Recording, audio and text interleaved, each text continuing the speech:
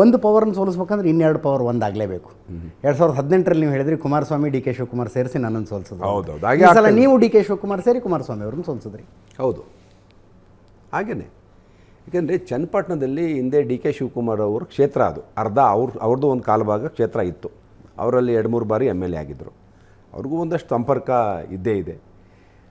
ಹಾಗಾಗಿ ಈ ಚುನಾವಣೆಯಲ್ಲಿ ಅದು ಚೆನ್ನಾಗಿ ವರ್ಕೌಟ್ ಆಯಿತು. ನಾನು ಡಿ ಕೆ ಶಿವಕುಮಾರ್ ಒಂದಾದು ಆಟೋಮೆಟಿಕ್ಕಾಗಿ 2 ಫೋರ್ಸ್ ಸೇರ್ಕೊತು.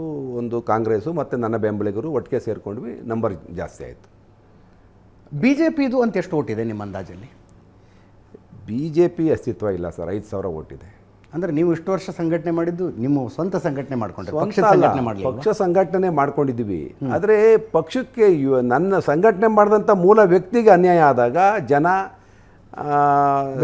ಸಿದ್ಧಾಂತದ ಜೊತೆಗೆ ಅಭಿವೃದ್ಧಿ ತಡೆಯಪ್ಪ, ನಮ್ಮ ನಾಯಕ ಸರಿಯಾದ ತೀರ್ಮಾನ ತಗೋತಾ ಇದ್ದಾನೆ, ನಮ್ಮ ನಾಯಕನಿಗೆ ಅಸ್ತಿತ್ವ ಇಲ್ಲ ಅಂತ ಅಂದಾಗ ನನ್ನ ಜೊತೆಲಿ ಬರ್ತಾರೆ. ಯಾವಾಗಲೂ ಅದು ನನ್ನ ರಾಜಕೀಯ ಜೀವನನೇ ಹಾಗೆ. ಇದೊಂಥರ ಡಿಫ್ರೆಂಟ್ ಕೇಸು, ಒಂಥರ ಸ್ಟಡಿ ಮಾಡ್ತಕ್ಕಂಥ ಕೇಸು. ಒಂದೊಂದು ಚುನಾವಣೆ ಒಂದೊಂದು ಥರ ಆಟ, ಒಂದೊಂದು ಚುನಾವಣೆ ಒಂದೊಂದು ಥರ ವಿಚಾರ. ಬಟ್ ಎಲ್ಲ ವಿಚಾರದಿಂದ ನನಗೆ ಸ್ವಾರ್ಥ ಇಲ್ಲ, ನನ್ನ ಸ್ವಹಿತಾಸಕ್ತಿ ಇಲ್ಲ. ಸಾರ್ವಜನಿಕ ಹಿತಾಸಕ್ತಿನ ಜನಗಳ ಮುಂದೆ ಇಟ್ಟೇ ಹೋಗ್ತೀನಿ ನಾನು. ಹಾಗಾಗಿ ನಾನು ಸಕ್ಸಸ್ ಆಗ್ತಾನೆ ಇರ್ತೀನಿ.